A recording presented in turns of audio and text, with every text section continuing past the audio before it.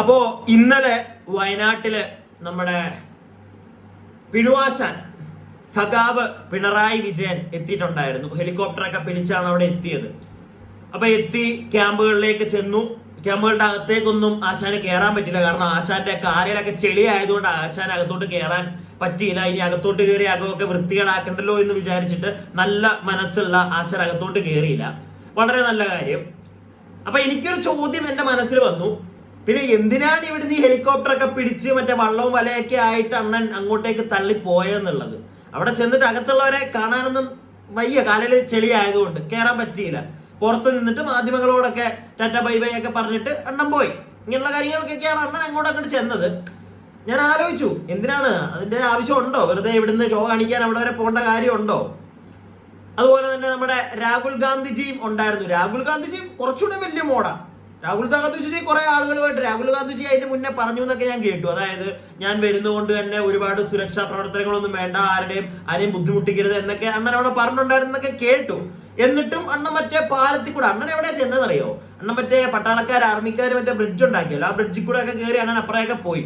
ഇങ്ങനെയുള്ള കാര്യങ്ങളൊക്കെ ഞാൻ അറിഞ്ഞു. അപ്പം ഞാനിതൊക്കെ പറയാനുള്ളൊരു കാരണം, ഒരു വീഡിയോ ഞാൻ നിങ്ങൾക്ക് ഇവിടെ കാണിച്ചു തരാം. ഞാൻ എൻ്റെ ഫോണിലായിരിക്കും കാണിക്കുന്നത്, സ്ക്രീനിൽ വെച്ച് തരുന്നില്ല. പക്ഷെ നിങ്ങൾക്ക് അത്യാവശ്യം കേൾക്കാൻ പറ്റും. അത് അവിടുത്തെ ഒരു നാട്ടുകാരന്റെ കുറച്ച് നാട്ടുകാർ സംസാരിക്കുന്നുണ്ട്. അതിനകത്ത് മെയിനായിട്ട് ഒരു ചേട്ടൻ പറയുന്ന കുറച്ച് കാര്യങ്ങളാണ്. അത് നിങ്ങളൊന്ന് കാണണം. അതിനെ സംബന്ധിച്ച് എനിക്ക് കുറച്ച് എൻ്റെ ഒരു പെർസ്പെക്റ്റീവ് എനിക്ക് പറയാനുണ്ട്.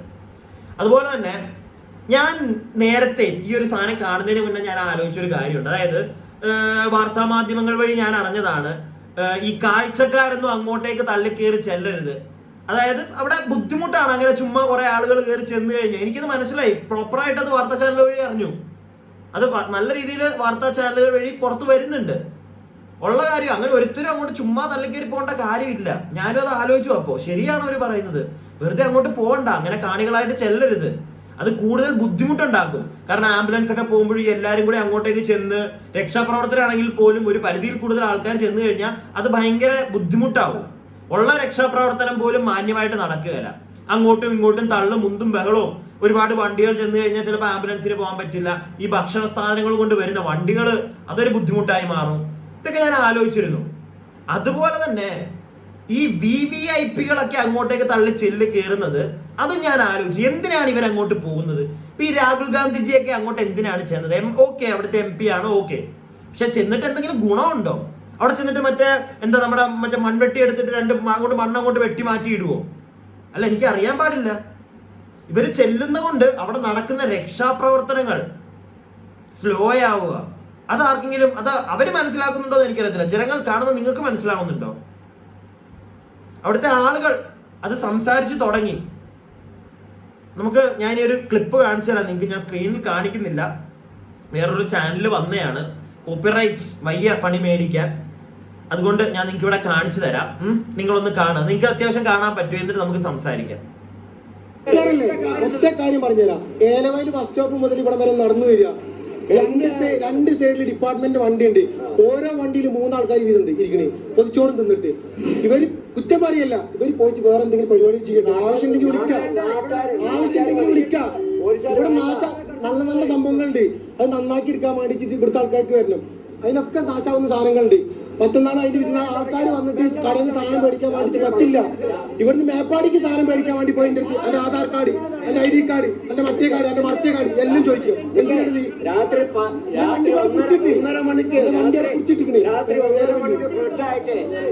അപ്പൊ ആ ചേട്ടൻ പറയുന്നത് നിങ്ങൾ ശ്രദ്ധിച്ചു കാണുമായിരിക്കും. അതായത് എനിക്ക് മനസ്സിലാവും, പോലീസുകാർ ചോദിക്കും ആധാർ കാർഡോ അല്ലെങ്കിൽ ലൈസൻസും ഒക്കെ ചോദിക്കും.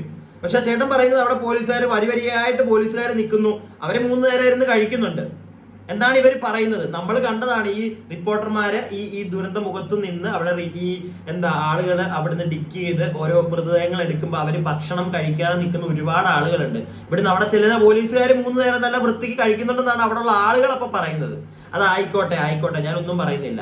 എന്നാൽ ഈ അവിടെ ഉള്ള ആളുകൾ തന്നെ വയനാട്ടിൽ ഇപ്പം ഈ ചുരം കയറി മേളിലോട്ട് ചെല്ലുന്നവരെ കയറ്റി വിടണ്ട, നിങ്ങൾ ബ്ലോക്ക് ചെയ്യുക. പക്ഷെ വയനാട്ടിൽ ആ മേളിലുള്ള ആളുകള് ഈ നമ്മുടെ ചൂരൽമലയും മറ്റേ ആ സ്ഥലത്തിന്റെ പേരെന്തായിരുന്നു, അത് മാത്രമൊന്നും അല്ലല്ലോ, ഒരുപാട് സ്ഥലങ്ങളുണ്ടല്ലോ. മേപ്പാടിയുണ്ട്, സുൽത്താൻ ബത്തേരി ഉണ്ട്. അപ്പൊ ഇവിടെയുള്ള ആളുകളൊക്കെ അങ്ങോട്ടും ഇങ്ങോട്ടും പോകുമ്പോഴൊക്കെ പോലീസുകാർ ചെന്ന് തടഞ്ഞ് നിങ്ങൾ എങ്ങോട്ടാണ് പോകുന്നത്, അത് അവർക്ക് തന്നെ ബുദ്ധിമുട്ടായി മാറുന്നുണ്ട്.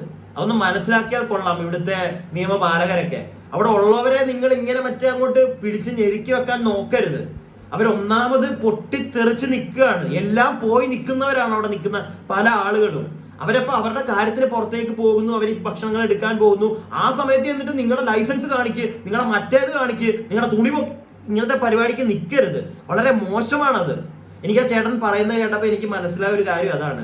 അവരുടെയൊക്കെ എല്ലാം പോയി നിൽക്കുന്നവരാണ്. ആ വ്യക്തി പറയുന്നുണ്ട്, ആ വ്യക്തിക്കൊക്കെ ജോലി ലൈക്ക് സാധനങ്ങൾ മേടിക്കാൻ അവിടെ കടകളില്ല, ഞങ്ങൾക്ക് എന്തെങ്കിലും വേണമെങ്കിൽ ഞങ്ങൾ മേപ്പാടിയിൽ പോകണം, അപ്പത്തേക്ക് പോകുമ്പോഴും വരുമ്പോഴും ഒക്കെ ഇത് കാണിക്കണം. എന്താണിത്?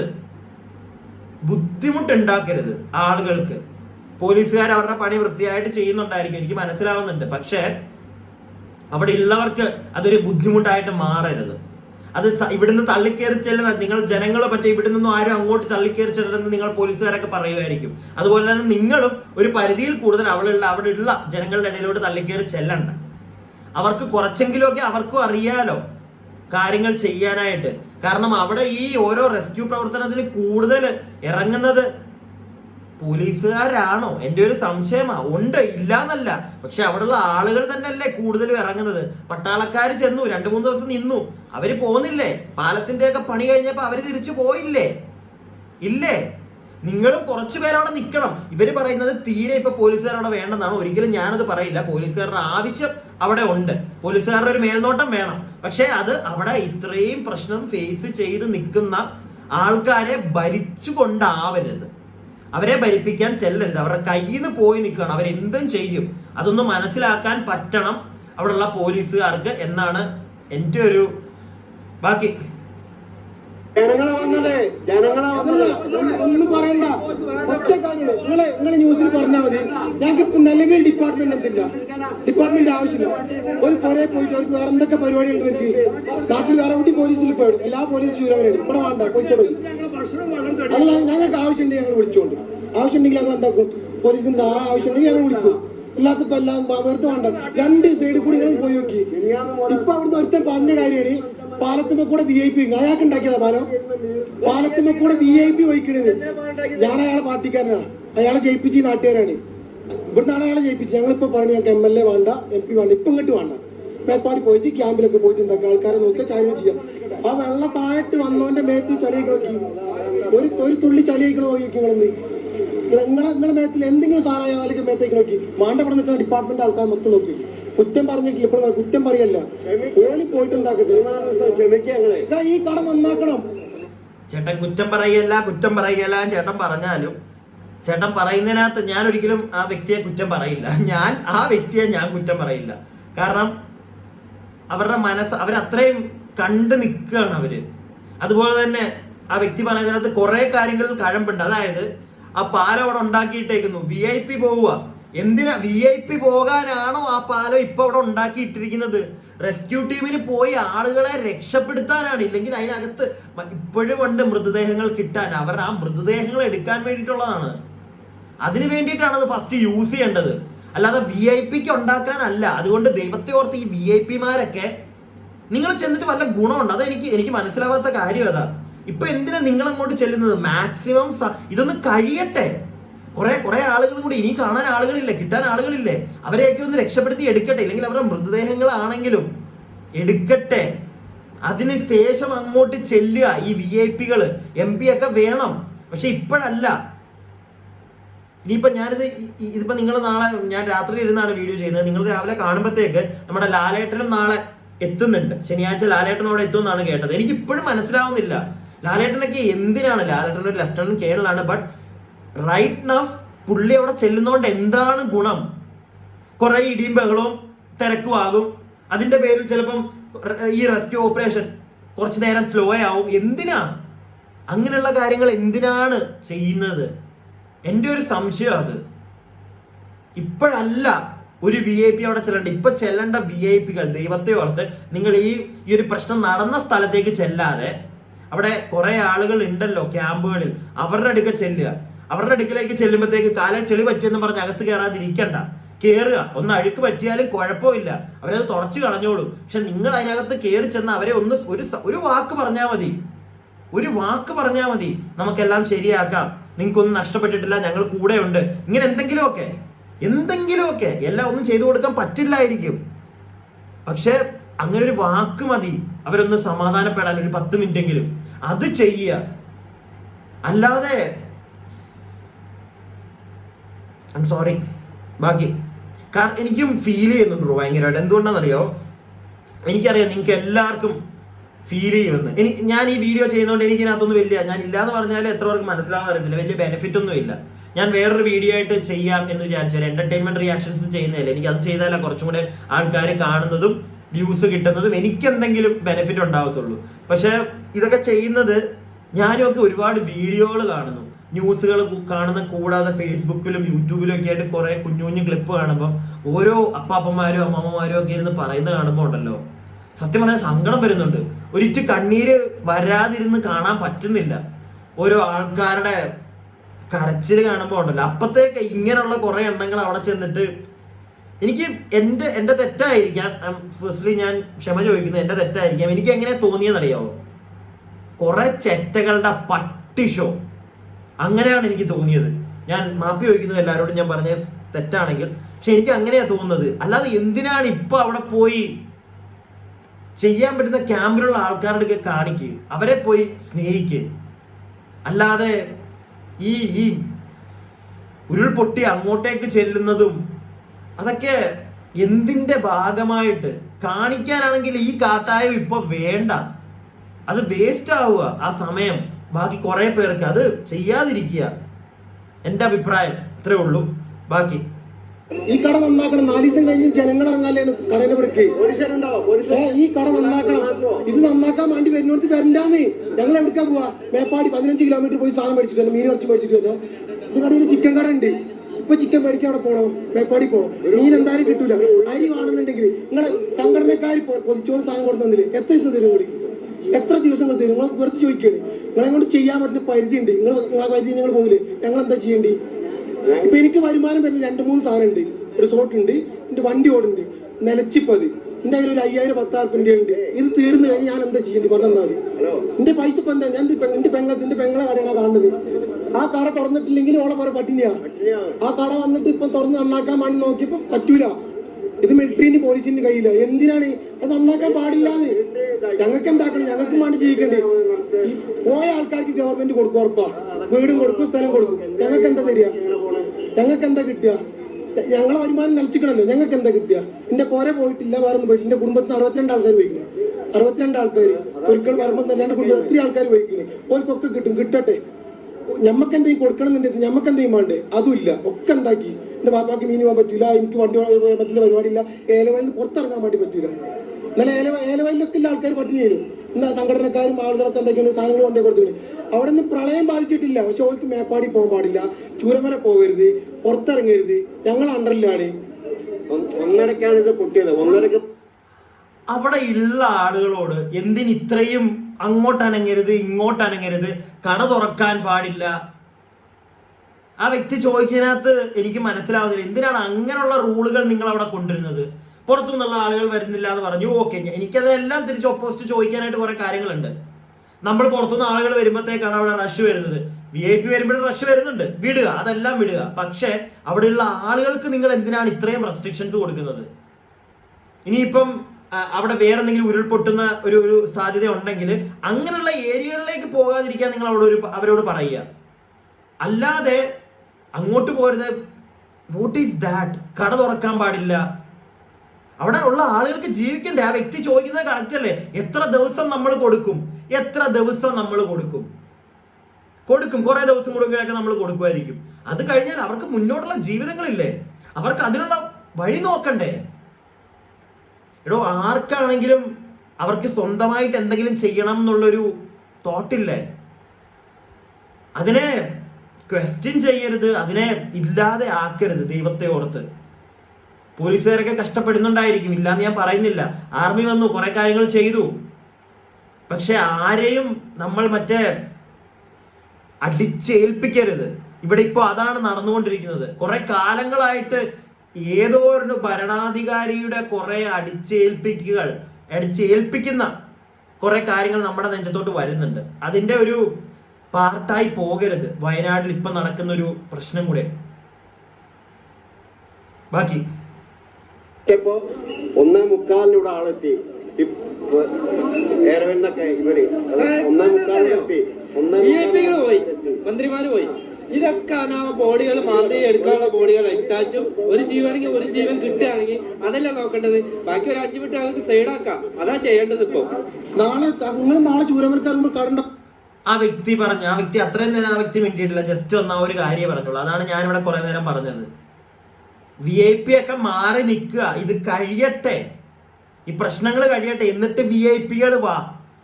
ഇപ്പൊ VIP വേണ്ട, അവരവിടെ രക്ഷാപ്രവർത്തനം നടത്തട്ടെ. ഈ 4 ദിവസം കഴിഞ്ഞിട്ട് തന്നെ ഇപ്പോഴും ജീവനോടെ ആൾക്കാരെ കിട്ടിയില്ലേ? ഇനിയും ഉണ്ടെങ്കിലോ ആരെങ്കിലും ഒക്കെ അതിനുള്ളൊരു തടസ്സം, അല്ലെങ്കിൽ അത് വൈകിക്കാൻ വേണ്ടി വൈകുകയാണ് ഇങ്ങനെയുള്ള ഓരോ VIP അവിടെ വന്ന് ചാടുമ്പോൾ. അതുകൊണ്ട് ഇങ്ങനെയുള്ള കാര്യങ്ങൾ ഒന്ന് പറ്റുമെങ്കിൽ, നിങ്ങൾക്ക് പറ്റുമെങ്കിൽ, ഇത് ഞാൻ ആരോടും ഒന്നും പറയുന്നില്ല, വീഡിയോ ഷെയർ ചെയ്യാനൊന്നും, കാരണം എനിക്ക് അറിയത്തില്ല. പക്ഷെ ആളുകൾ അറിയണം, കുറച്ചു പേരെങ്കിലും അറിഞ്ഞിട്ട് ഇച്ചിരി തിങ്ക് ചെയ്യട്ടെ ഇരുന്നെന്നാണ് ഞാൻ ആലോചിക്കുന്നത്. ദൈവത്തെ ഓർത്ത് അങ്ങനെയുള്ള പ്രശ്നങ്ങൾ ഉണ്ടാക്കാതിരിക്കുക, അവിടെ വന്ന് തിരക്ക് ഉണ്ടാക്കാതിരിക്കുക, അവിടെ അവരവരുടെ പണി ചെയ്യട്ടെ അവിടെയുള്ള ആളുകൾ. സങ്കടം വരുന്നു ഓരോന്നൊക്കെ കാണുമ്പോൾ. ഞാൻ ഇന്ന് നിങ്ങളെല്ലാരും കണ്ടു കാണും മറ്റേ ആ ഒരു ആനയുടെ ഒരു അമ്മൂമ്മയുടെ കഥ. ഇങ്ങനെ അമ്മൂമ്മ വന്ന് പറയുന്നത് കേട്ട് കഴിഞ്ഞപ്പോണ്ടല്ലോ, അയ്യോ അത് കണ്ട ആർക്കെങ്കിലും കരയാതെ പോയിട്ടുണ്ടോ എന്ന് എനിക്ക് അറിയത്തില്ല. ഞാൻ ഭയങ്കരമായിട്ട് ചിന്തിച്ചു, ഒരു കാട്ടാനയ്ക്ക് ഞാൻ ഇതിന്റെ മുന്നത്തെ വീഡിയോയിലും ചെയ്തിട്ടുണ്ട്, ഇന്നത്തെ വീഡിയോയിലും ചെയ്തിട്ടുണ്ടായിരുന്നു. നിങ്ങൾ വീഡിയോ ശനിയാഴ്ച കാണത്തുള്ളൂ, അപ്പം മുമ്പത്തെ വീഡിയോയിൽ ഞാൻ പറഞ്ഞിട്ടുണ്ടെന്ന് തോന്നുന്നു. ആ ഒരു കാട്ടാനയ്ക്കൊക്കെ ഉള്ള മനുഷ്യനോട് ഉള്ള സ്നേഹം പോലും, അല്ലെങ്കിൽ ആ ഒരു ആനയ്ക്ക് ഉള്ളൊരു വകതിരിവ് പോലും നമ്മുടെ നാട്ടിലെ പല മനുഷ്യർക്കും ഇല്ലല്ലോ എന്നാണ് ഞാൻ ആലോചിക്കുന്നത്. ഉണ്ട്, അതാ ഇപ്പൊ കുറെ പേര് സഹായം, അതിന്റെ ഇടയിൽ കൂടെ ഇത്തിരി വിവേകം അതും കൂടെ ഒന്ന് ഉപയോഗിച്ചാൽ കൊള്ളാം എന്നേ ഞാൻ പറയുന്നുള്ളൂ. ബാക്കി സുഖൂന് നല്ല കടയും സുഖൂന്റെ പൊട്ടിച്ചു വെറുതെ പ്രളയത്തിന് വീട് പോകണമെങ്കിൽ എന്താക്കും? നഷ്ടപരിഹാരം ഗവൺമെന്റ് കൊടുക്കും. സുഖൂന് എന്താ കൊടുക്കുക?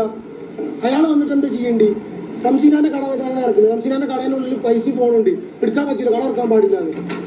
എന്റെ പെങ്ങളെ കട ഞാൻ തുറക്കരുത്, എടുക്കരുത്, സാധനം എടുക്കരുത്, ഓരോർക്ക് തോന്നി ചെയ്യാം. 4 ദിവസം കഴിഞ്ഞ് വന്നാൽ പ്രളയത്തിന് വരെ ഉണ്ടാവില്ല. ഇവരെന്താക്കും? ഈ പ്രളയം കയറാത്ത സ്ഥലം വരെ നശിപ്പിച്ചിട്ട് എന്താക്കുന്നത്? ഒന്നാമത് പോലീസ്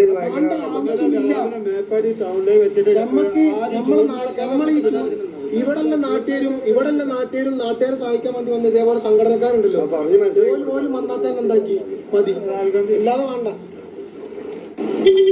അപ്പം അവിടെ ഉള്ള ആളുകളോട്, അവിടെ കടയുള്ള ആളുകളോട് അവരുടെ കട തുറക്കരുത് എന്നൊക്കെ പറയുന്നതിനകത്തുള്ള എനിക്ക് മനസ്സിലാവുന്നില്ല.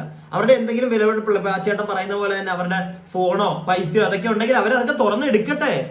അത് അവരുടെ കടയാണെന്ന് പ്രൂവ് ചെയ്ത് കഴിഞ്ഞാൽ, വെറുതെ ഒരുത്തം വന്നിട്ട് അത് എന്റെ കടയാണ് തുറക്കണമെന്ന് പറഞ്ഞു കഴിഞ്ഞാൽ അതിനൊന്നും നിങ്ങൾ സമ്മതിക്കണ്ട, ഞാൻ അതിനൊരിക്കലും സപ്പോർട്ട് ചെയ്യുന്നില്ല. പക്ഷെ ആ വ്യക്തിയുടെ പെങ്ങളുടെ കടയാണ്, അത് ആ പുള്ളി പ്രൂവ് ചെയ്യുന്നുണ്ടെങ്കിൽ അയാൾ തുറന്ന അയാളുടെ സാധനം എടുക്കട്ടെ.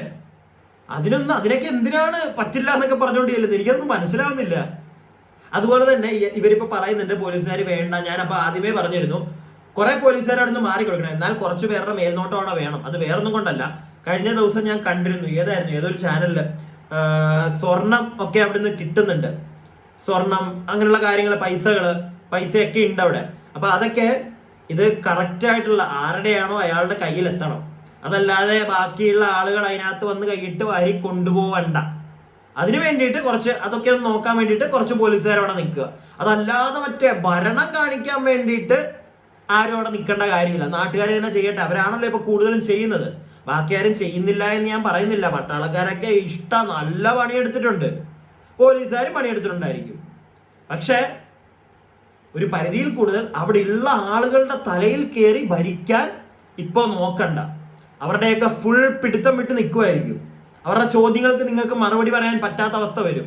പ്രത്യേകിച്ച് ഇങ്ങനെയുള്ള കാര്യങ്ങൾ ചോദിക്കുമ്പോൾ ഒരു VIP അവിടെ വേണ്ട എന്നുള്ളൊരു മൂടാ തരുന്നത് നിങ്ങൾക്ക്. അപ്പൊ അതൊന്നും മനസ്സിലാക്കുക, എന്തുകൊണ്ടാണ് അവര് ചെയ്യുന്നതെന്ന്. അവരവിടെ ഉള്ള ആളുകളെ രക്ഷിക്കട്ടെ, എന്നിട്ട് ചെല്ല് VIP ഇവിടുന്ന്. ഒരു കുഞ്ഞു കാര്യം കൂടെ കാണിച്ചു തരാം, എന്നിട്ട് ഞാൻ നിർത്തുകയാണ്.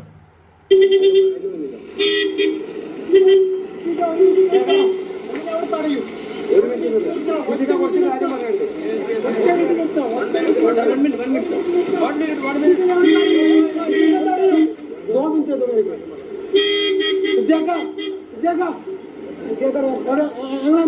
MLA പറയാലോ ഇതൊക്കെ നിർത്താൻ പറയും സാർ आप इधर का MP है सर हम इधर का MP है इधर का है 5 मिनट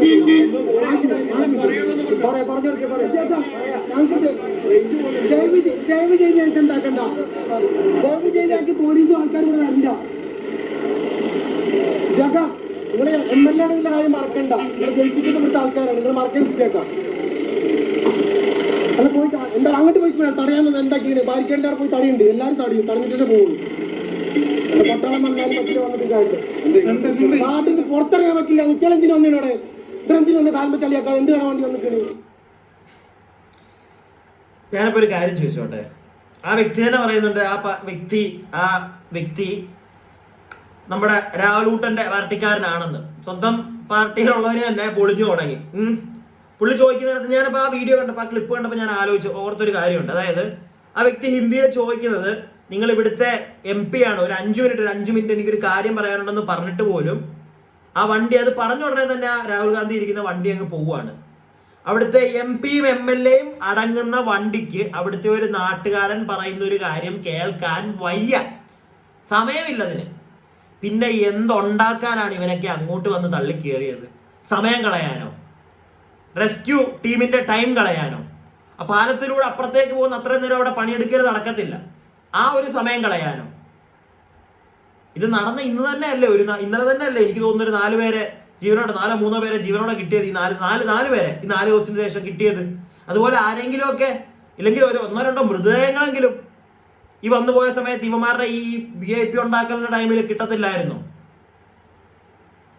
സംശയങ്ങളാണ്, എൻ്റെ അഭിപ്രായങ്ങളാണ്. ഇതുപോലുള്ള ഐറ്റങ്ങൾ കുറച്ച് ദിവസം കൂടി അങ്ങോട്ടേക്കൊന്നും വരാതിരിക്കുക. റെസ്ക്യൂ ടീം അവരുടെ പണിയെടുക്കട്ടെ. ജീവനോടില്ലെങ്കിൽ പോലും മൃതദേഹങ്ങൾ കിട്ടട്ടെ, ആ മണ്ണിനടിയിൽ പെട്ട് പോകാതിരിക്കട്ടെ. ഉറ്റവർക്ക് ഒരു നോക്കെങ്കിലും കാണാൻ എന്തെങ്കിലുമൊക്കെ കിട്ടുന്ന ബോഡികൾ ഉണ്ടെങ്കിൽ അതൊക്കെ പുറത്തേക്ക് വരട്ടെ. അതിൻ്റെ ഇടയ്ക്കട്ടേക്ക് ഇതുപോലുള്ള ഓരോന്നിനും ചെന്ന് കയറാതിരിക്കുക. കുറച്ച് ദിവസങ്ങൾ കഴിഞ്ഞിട്ട് ചെല്ലുക, അല്ലെങ്കിൽ ഇപ്പൊ പോവും ക്യാമ്പുകളിലോട്ട് ചെല്ല്, എന്നിട്ട് കയറോ കയറാതിരിക്കുക, എന്തേലുമൊക്കെ കാണിക്കുക. ഒരു കുഴപ്പമില്ല, അവിടെ പോയിട്ട് എന്താന്ന് വെച്ചാൽ കാണിക്കുക. നിന്നെയൊക്കെ പൊക്കി നീയൊക്കെ വലിയ സെറ്റപ്പാണെന്നുള്ള രീതി കാണിച്ചിട്ട് പോകും. പണിയെടുക്കുന്നവര് അവരെടുത്തോട്ടെ, അതിൻ്റെ ഇടയ്ക്കോട്ട് ചെന്ന് കയറരുത്. ഇതെൻ്റെ ഒരു അപേക്ഷയാണ്. എനിക്ക് ഇത്രേ പറയാനുള്ളൂ. ഞാൻ പിന്നെ കുറച്ചു പേരെങ്കിലും കാണുമ്പോൾ കുറച്ചു പേർക്കെങ്കിലും കാര്യം മനസ്സിലാവുമെന്ന് ഞാൻ വിശ്വസിക്കുന്നു. എനിക്കത് മതി, കുറച്ചു പേര് കണ്ടാൽ മതി. കൂടുതൽ കണ്ട് എനിക്ക് അറിയത്തില്ല. വോട്ടവർ നിങ്ങൾക്ക് ഷെയർ ചെയ്യാൻ പറ്റുമെങ്കിൽ ഷെയർ ചെയ്യുക, ഇഷ്ടപ്പെടുന്നെങ്കിൽ ലൈക്ക് ചെയ്യുക.